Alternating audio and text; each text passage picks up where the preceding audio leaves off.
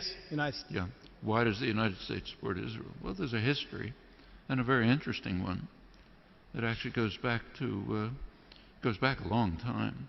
One thing to remember is that Christian Zionism is a very powerful force, which goes back long before Jewish Zionism.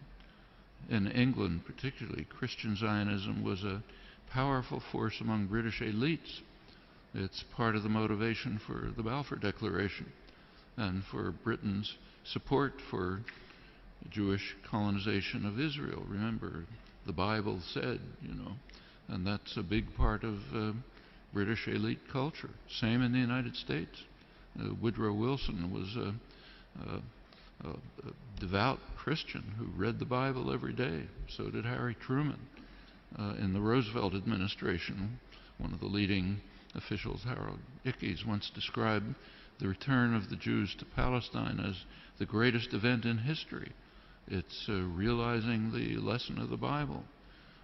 These are deeply religious countries in which the biblical commands, so-called, are taken quite literally. Also, this is just part of colonization. This is the last phase of European colonization. And notice that the countries that are most strongly in support of Israel are not just the United States. It's the United States, Australia, and Canada, the offshoots of England, Anglosphere sometimes called, unusual forms of imperialism. These are settler colonial societies, societies in which not like India, not like the British in India, say, societies, South Africa was a little like this, or Algeria under the French, settler colonial societies in which the settlers came in, essentially eliminated the native population, also driven by religious principles, very religious groups driven by Christian Zionism. Those are major cultural factors. There are also significant geostrategic factors. You go back to 1948, there was actually a split between the State Department and the Pentagon in the United States over how to react to the new state of Israel. The State Department was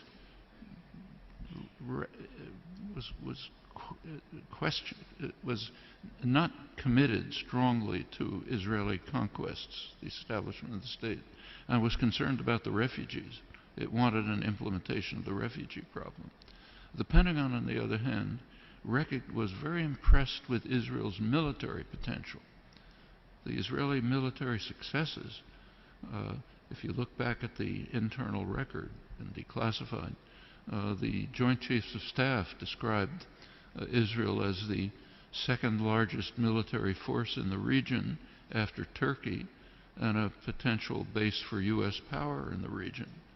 That continued. Can't run through the whole record, but in 1958, when there was a serious crisis in the region, Israel was the only state that strongly cooperated with Britain and the United States, and it won plenty of support from the governments and the military for that reason. 1967 is when the current relations with Israel were pretty much established. Israel performed a major service to the United States by destroying a secular Arab nationalism, a major enemy of the United States, and supporting radical Islam, which the U.S. supported. And it continues right until the present. Right now, we saw an example of that just during the latest Gaza attack. You recall that at one point, Israel began to run out of munitions during the assault, despite the fact that it's armed to the teeth. The United States provided Israel with additional munitions through the Pentagon. And notice where they were taken from. These were U.S. munitions pre-positioned in Israel for eventual use by U.S. forces. One of many signs of how Israel is regarded as essentially a military offshoot of the United States.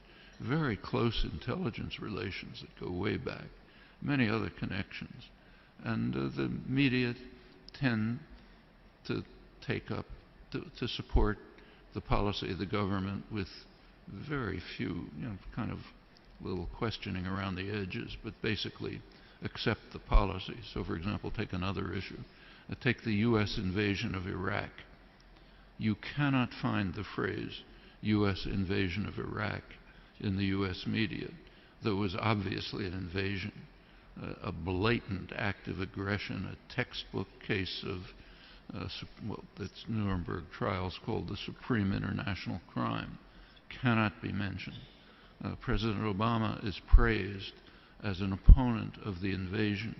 And what did he say? He said it's a mistake. It's a strategic blunder. We're not going to get away with it. That's the kind of opposition that you heard from the German general staff during Hitler's invasion of Russia. It's a blunder. Shouldn't do it. We should knock off England first. That's regarded as opposition. Same in Vietnam. There's now a commemoration underway, big commemoration of U.S. sacrifices in Vietnam. Try to find the phrase U.S. invasion of South Vietnam there or anywhere in the past year since 1961 when it took place. Non-existent, maybe on Democracy Now, what I write, but way out at the fringe. And this is not unique to the United States. Take, say, Britain. Right now there's interesting debates in the British literary journals, like the Times Literary Supplement, as to whether Britain should finally begin to recognize the genocidal, the word that's used, genocidal character of British colonization hundreds of years ago. Should Britain begin to face it? You can ask that question in many places. The tendency of the intellectual community to go along like a herd in support of state power, private power, is just overwhelming. Intellectuals like to think of themselves as dissident, critical, courageous, standing up against power. Absolutely untrue. You look at the historical record, that's a small fringe, and they're usually punished. The mainstream tends to be what was once called a herd of independent minds, marching in support of state power. Nothing new here. Unfortunate, you have to fight against it, not new.